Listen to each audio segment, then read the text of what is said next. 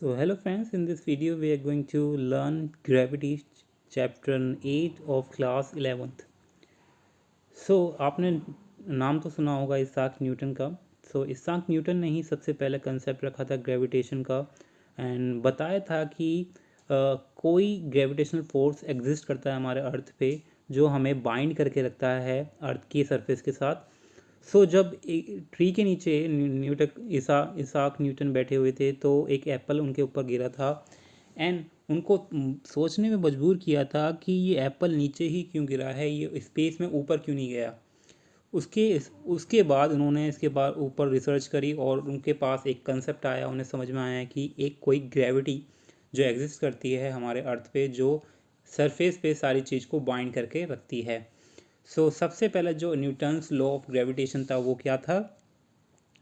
Newton's law of gravitation says that every particle of a matter attracts every particle with a force which is directly proportional to the product of masses and inversely proportional to the square of the distance between them। मतलब क्या है, अगर दो object है, जैसे ये pink object है और ये रेड ऑब्जेक्ट है, जो इनके बीच का जो फोर्स होगा वो डायरेक्टली प्रोपोर्शनल होगा इन दोनों के मास का प्रोडक्ट का। जो दोनों का मास होगा m1 और m2, कुछ भी मान सकते हैं, small m and capital M, इन दोनों के प्रोडक्ट के डायरेक्टली प्रोपोर्शनल होगा और इन्वर्सली प्रोपोर्शनल होगा इनके बीच के डिस्टेंस के स्क्वायर का। ठीक है। इससे हम एक फॉर्मूला क्रिएट कर सकते हैं और फॉर्मूला बना सकते हैं। तो क्या हो सकता है फॉर्मूला, अगर मैं एक फॉर्मूला बनाऊं कि F is, let me change the colour, F is directly proportional to M and capital M, sorry, F is directly proportional to M and capital M and inversely proportional to capital R। ठीक है। तो जो ये capital G है वो क्या है, इसमें ग्रेविटेशनल कांस्टेंट है, तो एक कांस्टेंट आया है इस साइन को हटाने के लिए। जो फॉर्मूला बनता है हमारा दो ऑब्जेक्ट के बीच के फोर्स के लिए, वो क्या बनता है, capital G m1 m2 upon में R स्क्वायर, और इस कैपिटल G की वैल्यू होती है हमारी 6.67 इंटू 10⁻⁻11 न्यूटन मीटर स्क्वायर पर केजी स्क्वायर। और इस G को, कैपिटल G को क्या कहते हैं, ग्रेविटेशनल यूनिवर्सल ग्रेविटेशनल कांस्टेंट। ठीक है। अब आते हैं नेक्स्ट स्लाइड पे एंड अब हमें फाइंड करना है कि इन दोनों बीच में डिफरेंस क्या होता है, कैपिटल G और स्मॉलेस्ट जी। आपको ये क्वेश्चन पूछा जा सकता है एग्जाम में, तो आपको ध्यान देना होगा इस क्वेश्चन पे। कैपिटल G और स्मॉलेस्ट जी में क्या डिफरेंस हो सकता है, तो फिजिक्स में डेफिनेटली डिफरेंस होता है। Capital G stands for universal gravitational constant and where as smallest G stand for acceleration due to gravity. G होता, छोटा जी होता है वो एक्सेलेरेशन होता है ड्यू टू ग्रेविटी, एंड वहीं कैपिटल जी की वैल्यू होती है 6.67 इंटू 10⁻⁻11 न्यूटन मीटर स्क्वायर पर केजी स्क्वायर। वहीं स्मॉलेस्ट जी की वैल्यू होती है 9.8 मीटर पर एज सेकेंड स्क्वायर। और वहीं स्मॉलेस्ट जी की वैल्यू वेरी कर सकती है और इसकी वैल्यू कहीं कहीं हम यूज़ करते हैं 10 मीटर सेकेंड स्क्वायर पर स्क्वायर। तो वहीं जो कैपिटल जी की वैल्यू होती है ये यूनिवर्सल कांस्टेंट होती है, मतलब हर प्लैनेट पे इसकी वैल्यू हम सेम यूज़ करेंगे। और वहीं ये स्मॉलेस्ट जी की वैल्यू हर प्लैनेट पे डिफरेंट हो सकती है, वेरी कर सकती है। तो आपको बता दूँ, जो मून पे ग्रेविटी की जी, स्मॉलेस्ट जी की वैल्यू होती है वो 1/6 होती है अर्थ की स्मॉलेस्ट जी की वैल्यू की। लेट मी शो यू, यहाँ लिखा हुआ है कि on the earth, on the moon the value of g is 1/6 of that on the earth surface. तो अर्थ की जो जी वैल्यू होती है और मून की जी वैल्यू होती है उसके बीच में रिलेशन होती है 1/6 की। ठीक है। अब आते हैं हम relation between capital G and smallest G, इसके बीच की डिस्टेंस फाइंड करनी है। Then for do that, capital M होता है हमारा mass of earth, smallest M होता है ऑब्जेक्ट जो अर्थ की सरफेस पे है, एंड स्मॉलेस्ट जी होता है acceleration due to gravity, and capital R होता है अर्थ का रेडियस। ठीक है। ये रहा हमारा अर्थ, ये हमारा अर्थ है और इसके सरफेस पे एक ऑब्जेक्ट है जिसका मास है स्मॉलेस्ट एम। ठीक है। एज वी नो दैट कि weight of the object is gravitational force, जितना किसी भी ऑब्जेक्ट का मास होता है, सॉरी वेट होता है, वही हमारा ग्रेविटेशनल फोर्स होता है।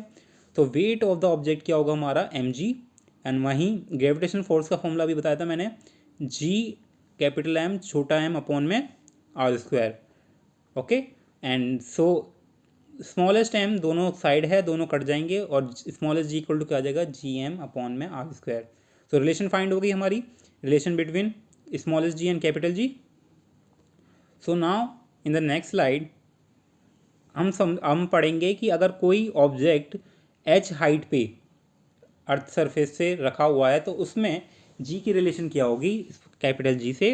तो उसके लिए अगर ये ऑब्जेक्ट एच हाइट पे है, देन इसके बीच की डिस्टेंस हमने मान ली एच। तो यहाँ से तो इसके अर्थ के सेंटर से जो डिस्टेंस होगी वो ऑब्जेक्ट की वो क्या होगी, आर प्लस एच हो जाएगी। ठीक है, और उसके लिए क्या हो जाएगा, m g equal to G M m upon में आर प्लस एच का होल स्क्वायर। और वही अगेन छोटा एम दोनों तरफ से कट जाएगा और बचेगा क्या हमारे पास, G H equal to G M upon में आर प्लस एच स्क्वायर। ठीक है, नाउ अब क्या कर सकते हैं, अब दो इक्वेशन मिल गई। एक थी कि जब ऑब्जेक्ट अर्थ के सरफेस पे हो, एंड सेकंड इक्वेशन क्या मिली, जब अर्थ से कुछ हाइट पे कोई ऑब्जेक्ट रखा हो। देन उसके लिए जो दो रिलेशन मिली थी इन दोनों को हम डिवाइड करेंगे, इस वाली को, इसको एंड इसको, सेकंड इक्वेशन को। And once we divide it will got the another equation which is g H equal to smallest g r upon में आर प्लस एच का होल स्क्वायर। एंड इसमें नीचे भी लिखा हुआ है कि g is independent of the mass of the object, क्योंकि इसमें m कहीं भी आया नहीं है। तो मतलब क्या है, इस पे जो इक्वेशन है उसमें कहीं भी m मेजर मतलब मेंशन नहीं है, मतलब बचा नहीं है m। तो हम क्या कह सकते हैं, g is independent of the mass of the object, मतलब स्मॉलेस्ट g जो ग्रेविटी है उसका कुछ भी लेन देन नहीं है उसके ऑब्जेक्ट के मास के। ठीक है, तो कितना भी मास हो, जैसे ही वो स्पेस में जाएगा वो अपने आप ही फ्लाई करने लग जाएगा, क्योंकि ग्रेविटी का मास से कोई रिलेशन नहीं है, it is independent of the mass of the object. Now we are going to learn projection of the satellite. So why is it necessary to have at least two stage rocket to launch a satellite. किसी भी satellite को launch करने के लिए कम से कम दो stages क्यों होती है, वो हम इस स्लाइड में पढ़ेंगे। सो दो स्टेजेस इसलिए होती है कि जो पहली स्टेज होती है, the first stage is use to carry the satellite up to the desire height. तो जब किसी सैटेलाइट को अर्थ के सरफेस से छोड़ा जाता है तो उसको एक डिज़ायर हाइट तक छोड़ने के लिए, पहली इस हाइट तक छोड़ने के लिए हमें एक फर्स्ट स्टेज होगी ये, इस सर्टेन हाइट पे आने के लिए। एंड देन उसे सर्कुलर मोशन में घुमाने के लिए, अर्थ के सर्कुलर ऑर्बिट में घुमाने के लिए हमें सेकंड स्टेज भी पार करनी पड़ेगी। उसके लिए हमें 90 एंगल से एक और फायर करना पड़ेगा जिससे वो अर्थ के ऑर्बिट में रिवॉल्व कर सके। ठीक है, सो इसके लिए हमारे जो कभी भी सैटेलाइट छोड़ते हैं उसमें कम से कम दो स्टेजेस होती है टू लॉन्च एनी सैटेलाइट। सो आप देख सकते हैं यहाँ पूरा है। सो ये रहा हमारा पूरा एक्सप्लेनेशन। एक अर्थ है जिसकी रेडियस है कैपिटल आर और हाइट है ये। तो कभी भी सैटेलाइट को जब उसके सरफेस सेंटर से छोड़ा जाता है तो एक सर्टेन हाइट पे उसे छोड़ने के लिए पहली स्टेज होगी, and the second stage is जब अर्थ की ऑर्बिट को अर्थ के ऑर्बिट पे हमें किसी सैटेलाइट को घुमाना है, उसके लिए भी एक 90 एंगल पे हमें एक और फायर करना पड़ेगा जिससे वो अर्थ के ऑर्बिट पे रिवॉल्व कर सके। ठीक है, तो ये होता हमारा सर्कुलर पाथ। अब आता है हमारा next, Kepler's law of motion. So सबसे पहले कंसेप्ट जो स्पेस का था कि हमारे स्पेस में सन होता है, उसके इतने सारे प्लैनेट्स है, ये सारा कंसेप्ट सबसे पहले केपलर्स भैया ने रखा था। केपलर्स मतलब केपलर्स एक जर्मन मैथमेटिशियन, एस्ट्रोनॉमर और एस्ट्रोलॉजर साइंटिस्ट थे जिनका जन्म दिसंबर 1571 में हुआ था और उनकी मृत्यु हो गई थी 15 नवंबर 1630 में। एंड सबसे पहले जो फर्स्ट लॉ था केपलर्स का, उन्होंने बताया था कि जो हमारा सन है वो एकदम सेंटर में है। ठीक है, सेंटर में है और वहीं जो प्लैनेट्स है वो सारे अर्थ के चक्कर लगा रहे हैं। ठीक है,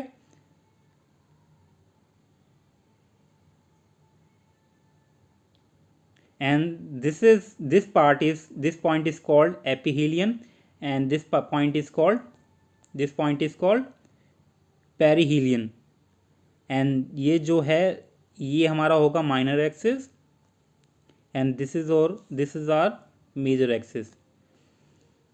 अब जो केपलर्स का सेकंड लॉ था वो क्या कहता है? सेकेंड लॉ कहता है the radius vector drawn from the sun to any planet swipes out equal areas in equal interval of time, and this law is called the laws of areas, and the area's velocity of the radius vector is constant. Let's understand this law by visual, and so this is our example. तो एक सन है, ठीक है, and जो हमारा एक object है, कोई प्लेनेट है, ठीक है, वो इतने टाइम में इतना डिस्टेंस ट्रैवल करता है और इतना एरिया स्वाइप आउट करता है। वहीं वो दूसरी साइड से इतने ही टाइम में इतना एरिया स्वाइप आउट करता है। जब इन दोनों का एरिया मेज़र करेंगे तो दोनों का एरिया सेम होगा, ठीक है। तो मतलब क्या है, जितना टाइम वो लेगा कवर करने में, उतने में जितना एरिया होगा वो दूसरी साइड से भी उतना ही एरिया कवर करेगा। यहाँ इस पॉइंट से ले लो या इस पॉइंट से ले लो, अगर वो इतने टाइम में वो इधर इतनी डिस्टेंस ट्रैवल करता है और दूसरी साइड वो इतनी डिस्टेंस ट्रैवल करता है उतने टाइम में, तो जो एरिया होगा वो दोनों सेम होंगे, ठीक है। इस केपलर्स सेकंड लॉ का मतलब ये था। एंड नाउ केपलर्स लॉ जो थर्ड है, केपलर्स लॉ क्या कहता है? The square of the period of the revolution of the planet around the sun is directly proportional to the cube of the semi major axis of the elliptical orbit. तो इसका मतलब क्या है, अगर इसे आसान शब्दों में समझे, कि अगर प्लेनेट सन के क्लोजेस्ट है तो इसकी जो स्पीड होगी वो मैक्सिमम होगी, और जब सन से प्लेनेट दूर है तो जो इसकी स्पीड होगी वो मिनिमम होगी, ठीक है। सो मैं वही समझाना चाहता हूँ कि कम टाइम, अगर उतने ही टाइम में वो जब पास होता है सन के तो इतनी डिस्टेंस कवर कर लेता है, वहीं जब दूर होता है तो उसकी स्पीड हो जाती है मिनिमम, वो इतनी ही डिस्टेंस कवर पाता है, इसलिए जो एरिया होगा दोनों साइड का बराबर होगा। तो सेकंड लॉ और थर्ड लॉ काफ़ी हद तक रिलेट कर रहा है आपस में। तो सेकंड लॉ क्या कह रहा है कि T square is directly proportional to r cube, ठीक है। So critical velocity of satellite ये क्या होता है? So capital M, as we know that, mass of earth, capital R is radius of earth, and smallest m is mass of earth, and smallest h is height of the satellite above the earth. ये height हो गई satellite की अर्थ के surface से यहाँ तक, ठीक है। एंड जो रेडियस होगी उसकी सैटेलाइट की ऑर्बिट की, वो कितनी होगी? r+h हो जाएगी, कैपिटल R+h। एंड जो vc होगा वो होगी हमारे सैटेलाइट की स्पीड, ये रही स्पीड, ठीक है। अगर इसके बीच में डिस्टेंस, इसमें रिलेशन फाइंड करें या vc फाइंड करें, वो कैसे फाइंड करेंगे? As we know that centripetal force is equal to the gravitational force, क्योंकि दोनों फोर्स बराबर होंगे। एंड सेंट्रीपेटल फोर्स का फॉर्म वो होगा mc² अपॉन में mvc² अपॉन में r, वहीं gravitational force g, capital M smallest m upon में r², and vc² equal to हो जाएगा gm m अपॉन में r, and so where as vc equal to क्या हो जाएगा? अंडर रूट में gm अपॉन में r, ठीक है। सो vc आ गया हमारा, इसको इक्वेशन 1 मान लेते हैं। अब आता है focus on which the critical velocity of the satellite depends. तो किस पे डिपेंड करता है velocity of satellite? First factor है mass of the planet, second है radius of the planet, and third है हाइट ऑफ द सैटेलाइट। लेकिन एक चीज़ आपने नोटिस करी होगी कि जो क्रिटिकल वेलोसिटी है वो इंडिपेंडेंट है मास के, ठीक है। सो अब क्या होगा? सो GH क्या हो जाएगा हमारा? GM अपॉन में RH², एंड वहीं GM इक्वल टू हो जाएगा GH R+H का होल स्क्वायर। और वो अब क्या करेंगे हम, जो उसकी वैल्यू है,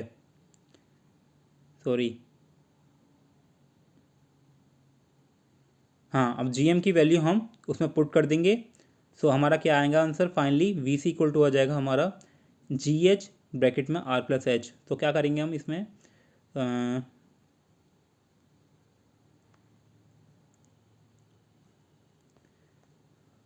सो यहाँ से हम GM उठा के यहाँ रख देंगे फर्स्ट इक्वेशन से। सो ये आ गई हमारी GM की वैल्यू, ठीक है, GM की वैल्यू आ गई। अब GM की वैल्यू हम कहाँ पुट कर देंगे, VC के फॉर्मूले में, ठीक है। और यहाँ पुट करेंगे तो ये अंडर रूट में आ जाएगा और R प्लस एच से R प्लस एच कट जाएगा और बचेगा क्या, अंडर रूट में GH R प्लस एच। अब आता है कुछ असाइनमेंट, ये आपको सॉल्व करने पड़ेंगे। ये क्वेश्चन आप देख लेना, स्क्रीनशॉट ले लेना एंड ट्राई। अगर आपको ये क्वेश्चन समझ में नहीं आता then you can try it.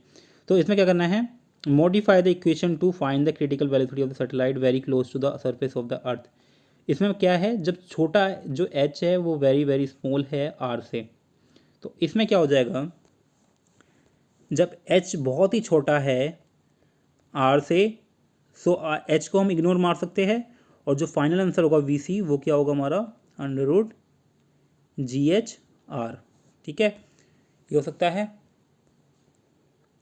अब आता है time period of satellites.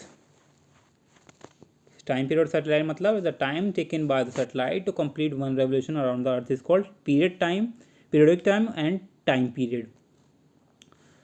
So satellite जो अर्थ है उसके जो अर्थ का नेचुरल सैटेलाइट कौन सा है, मून है। आपको पता है मून कितने दिन लेता है अर्थ के एक रेवोल्यूशन के लिए, 27.3 डे, ठीक है। So as we know that कि VC इक्वल टू क्या होगा हमारा, सर्कमफेरेंस अपॉन में पीरियडिक टाइम, क्योंकि सर्कमफेरेंस क्या होगा, सर्कमफेरेंस टोटल डिस्टेंस होगी जितने उतने ट्रैवल करनी पड़ेगी ऑर्बिट की, और सर्कमफेरेंस का फॉर्मूला क्या होता है 2πr, ठीक है, सर्कल की 2πr है ना। एंड VC इक्वल टू क्या आ जाएगा 2πr अपॉन में T, and as we know that VC equal to under root GM upon में R। एंड सब्स्टिट्यूट करेंगे तो सब्स्टिट्यूट करने पे क्या आ जाएगा हमारा, ये आ जाएगा। अब दोनों साइड स्क्वायरिंग करेंगे, स्क्वायरिंग करने पे आ जाएगा अंडर रूट हट जाएगा एंड राइट साइड में 4π² अपॉन में T² and T² equal to आ जाएगा ये। एंड फाइनली क्या होगा, इसको हम मान लेंगे कांस्टेंट, इसको कांस्टेंट मान लेंगे और हमारा जो केपलर्स लॉ था, केपलर्स लॉ क्या था, T² is directly proportional to R², so thus the square of the period of the revolution is directly proportional to the cube of the radius। तो इससे हमारा क्या आ गया, जो हमारा केपलर्स लॉ था थर्ड वो भी प्रूफ हो गया इस डेरिवेशन से। अब आता है कि कौन से फैक्टर्स पे जो time period of satellite depend कर सकता है। तो पहला है मास ऑफ द प्लेनेट, दूसरा है रेडियस ऑफ द प्लेनेट, तीसरा है height of the satellite on the from the planet surface. तो एक चीज़ आपने नोटिस करी होगी कि जो पीरियड ऑफ सैटेलाइट है does not depend on the mass of the satellite. Planet के मास पे डिपेंड करता है लेकिन सैटेलाइट के मास पे डिपेंड नहीं करता है, ठीक है। And these are 2 assignment questions you can solve in by yourself to test your knowledge and will go for next slide. अब आता है binding energy of satellite. So binding energy क्या होती है, the minimum amount of energy required to remove satellite from the earth gravitational influence is called as binding energy of the satellites.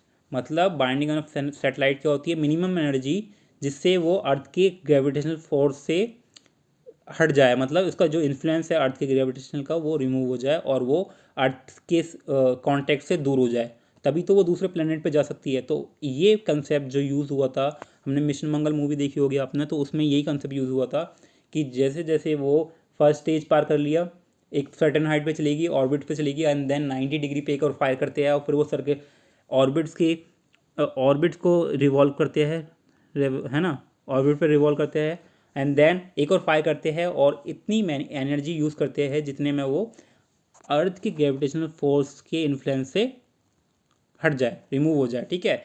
And यही energy को कहते हैं हम binding energy. So जो satellite होती है अर्थ की रिवॉल्व करती है, उसकी 2 एनर्जी होती है, एक होती है kinetic energy due to the motion और दूसरी होती है potential energy due to its position. जो पोजीशन चेंज हो रही है उसकी वजह से जो एनर्जी है रिलीज हो रही है उसे कहते हैं हम पोटेंशियल एनर्जी, ठीक है।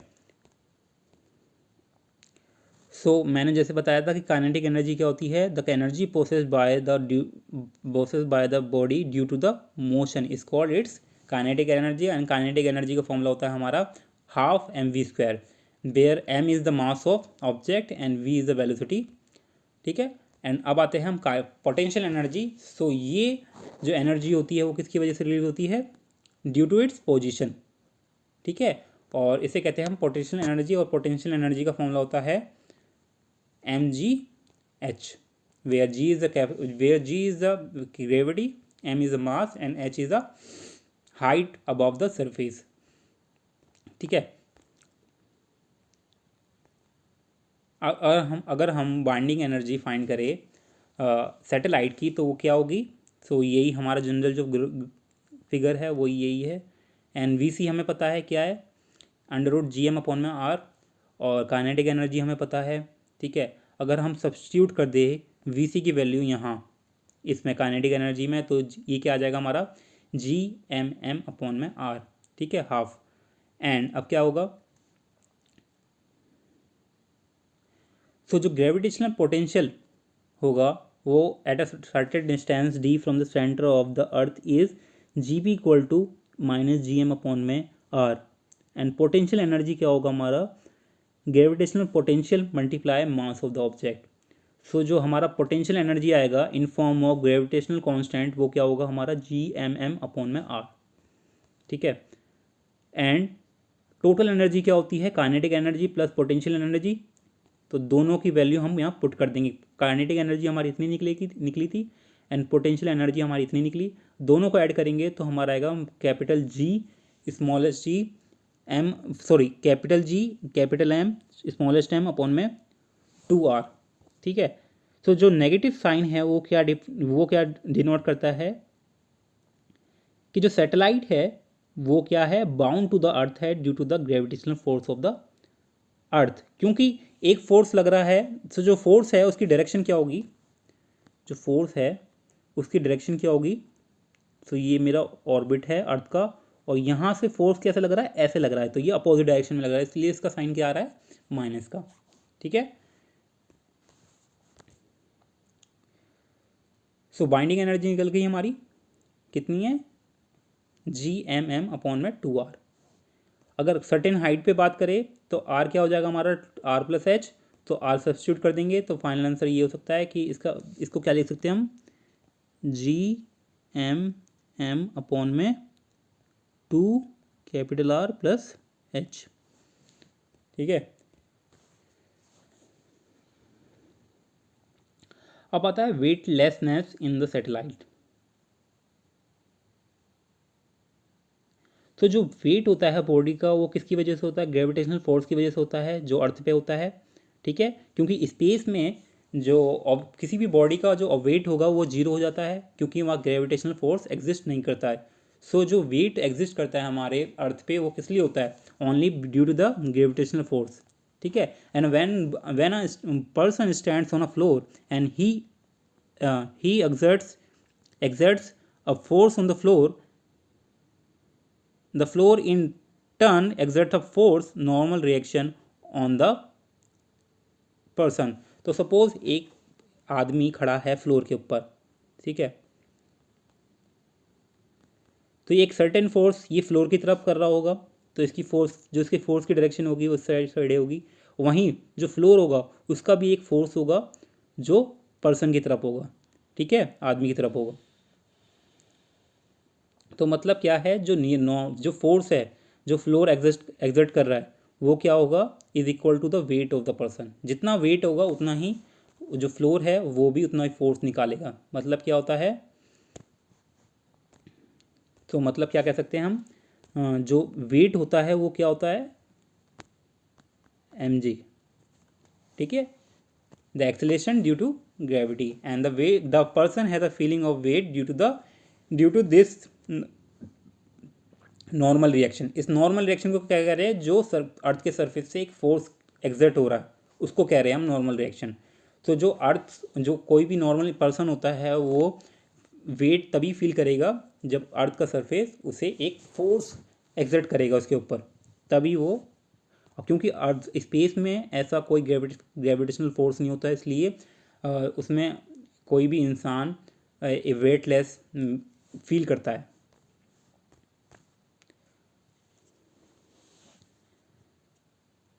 सो कंसिडर करते हैं एक एस्ट्रोनॉट है जिसका मास m है और सैटेलाइट में है, ठीक है, और वो अर्थ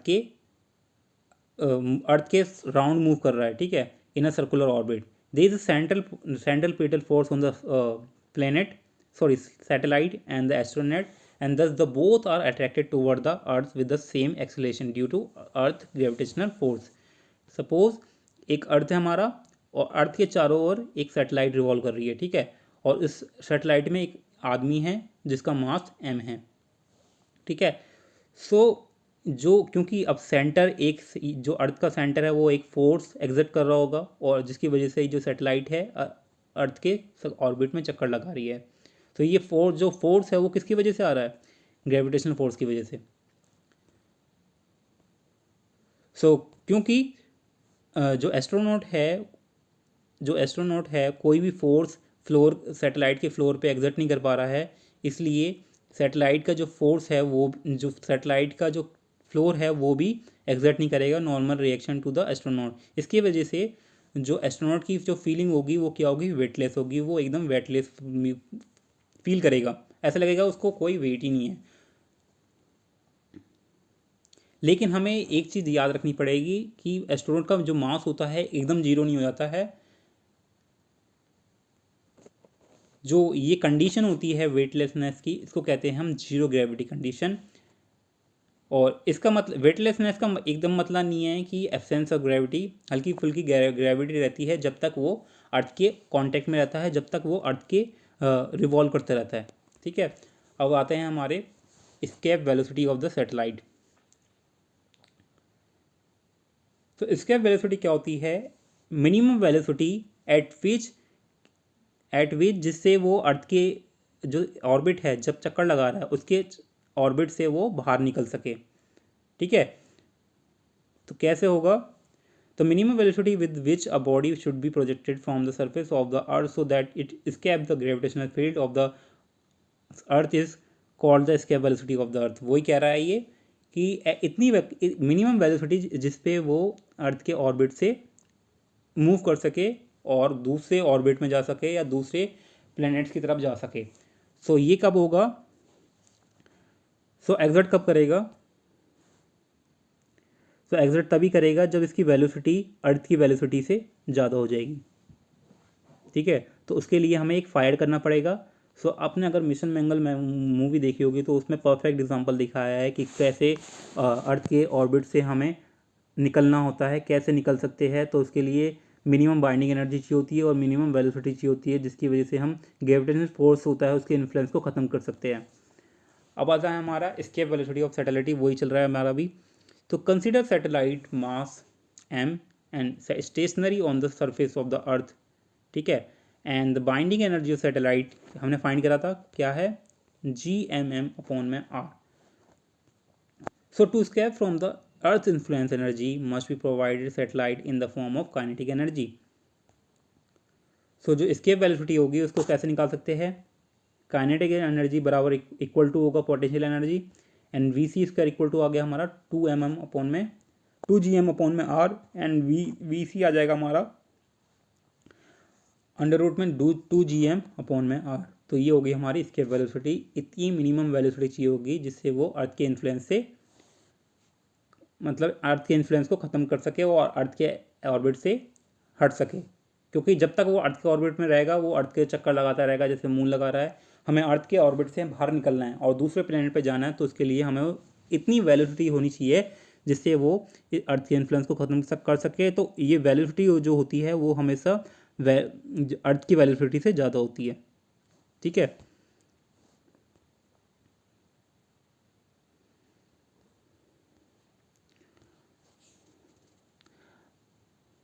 सो ये क्वेश्चन है, obtain the equation for the escape velocity of a body from the surface of a planet radius r and mean density phi.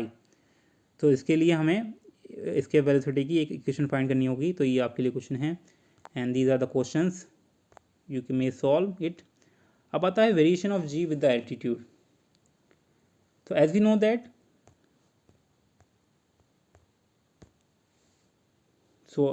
That, कि वेट ऑफ द ऑब्जेक्ट क्या होता है? हमारा ग्रेविटेशन फोर्स होता है, ठीक है. एंड इससे हमारा जी की वैल्यू निकल जाएगी, smallest g equal to G M upon में आर स्क्वायर। एंड अगर कोई ऑब्जेक्ट सर्टेन हाइट पे है तो उसके लिए जी एम अपॉन में आर प्लस एच स्क्वायर हो जाएगा। ठीक है, आई थिंक ये रिपीट हो रहा है, स्लाइड्स सब हमने ख़त्म कर दिया शायद चैप्टर, नहीं अभी नहीं हुआ ख़त्म, तो कुछ रिपीट करनी पड़ रही है क्योंकि वजह से हमें ये कुछ इक्वेशन चाहिए होगी। सो जी एच अपॉन में जी आर अपॉन में आर प्लस एच स्क्वायर हो जाएगा ये हमारा। तो वहीं जी जो होता है वो मास ऑफ द ऑब्जेक्ट से इंडिपेंडेंट होता है, स्मॉल जी, क्योंकि इसमें कहीं भी एम मास नहीं बचा है इस इक्वेशन में, इसलिए स्मॉल जी और जो कि ग्रेविटी होती है इंडिपेंडेंट होती है मास ऑफ द ऑब्जेक्ट।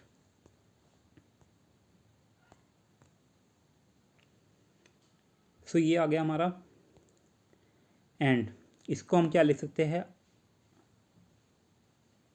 तो यहाँ चल रहा है ये, ठीक है, और इसको हम यहाँ लिख सकते हैं यूँ, उसके बाद क्या हो जाएगा, और इसको हम यूँ लिख सकते हैं क्योंकि ये वाली चीज़ ऊपर जाएगी क्योंकि आर से आर कट गया, और ये ऊपर आएगा तो क्या हो जाएगा 1 प्लस एच अपॉन में आर का power -2।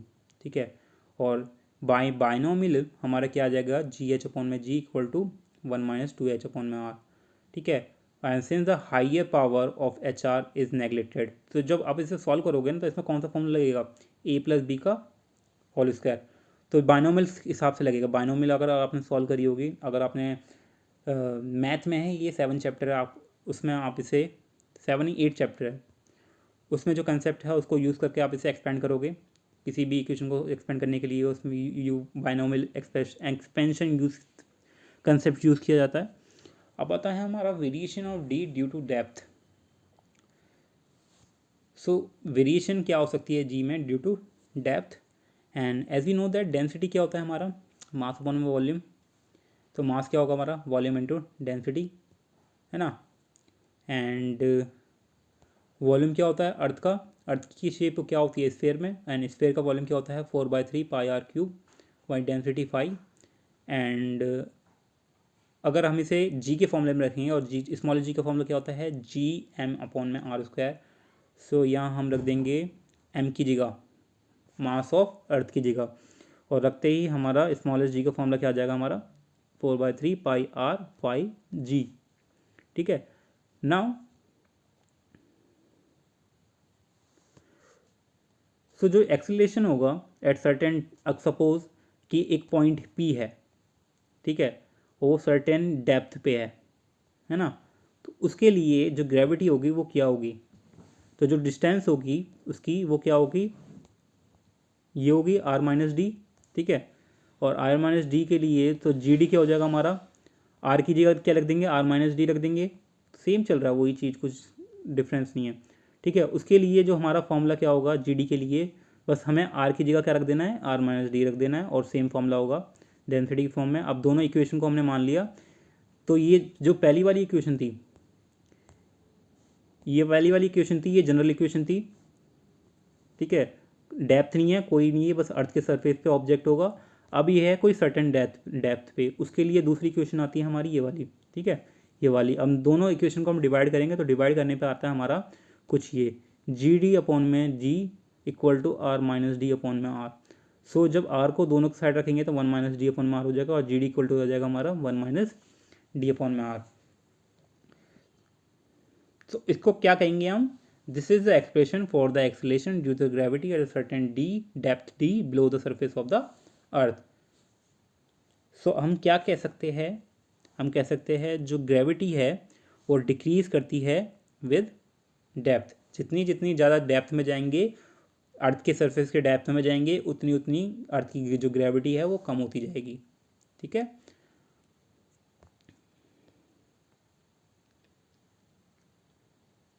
And at the centre of the earth d equal to R हो जाएगा, सो जी डी बन जाएगा हमारा 0। ठीक है, तो मतलब क्या है, जो सेंटर होता है उस पर आर और डी बराबर हो जाएगा, और उसकी वजह से ये 1 हो जाएगा, 1 क्या हो जाएगा डी इक्वल टू 0। तो सेंटर ऑफ द अर्थ पे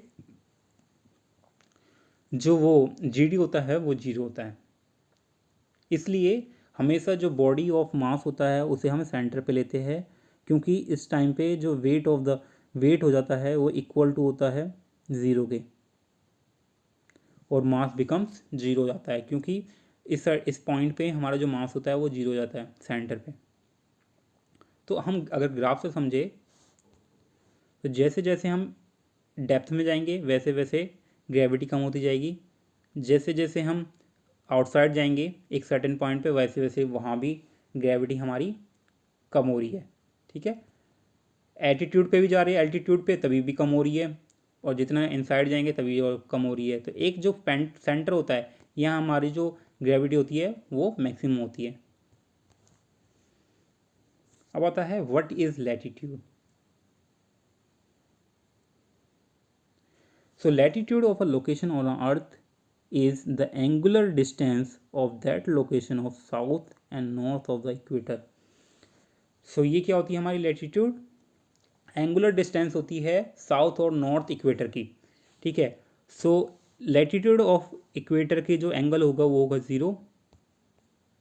ठीक है, और लैटिट्यूड ऑफ नॉर्थ पोल का एंगल होगा 90 डिग्री नॉर्थ, और वहीं जो लैटिट्यूड होगा साउथ पोल का वो होगा 90 डिग्री माइनस का। ठीक है, अभी कितनी स्लाइड्स रह रही है, कुछ रह रही स्लाइड्स।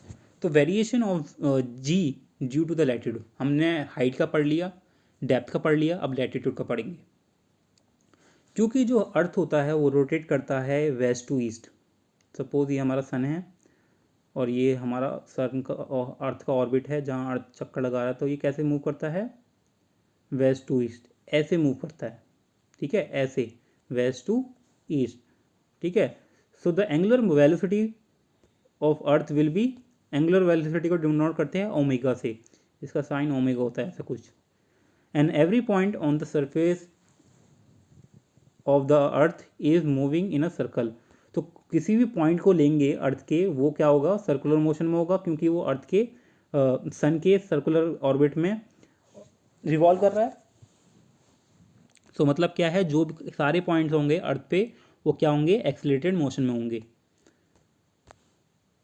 सो इसे कुछ इस तरह समझते हैं।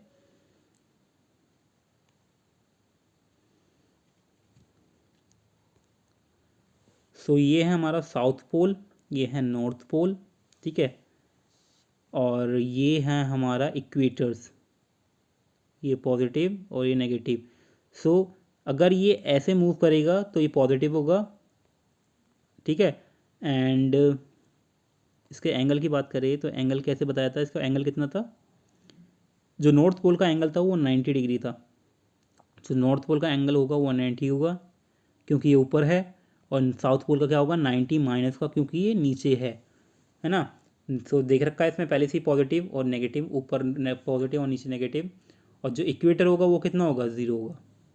ठीक है, सो तो एक पॉइंट कंसिडर करते हैं इस पे अर्थ पे।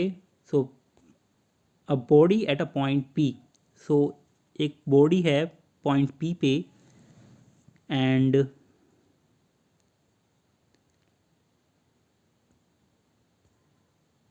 जो लैटिट्यूड है इस पॉइंट पी का,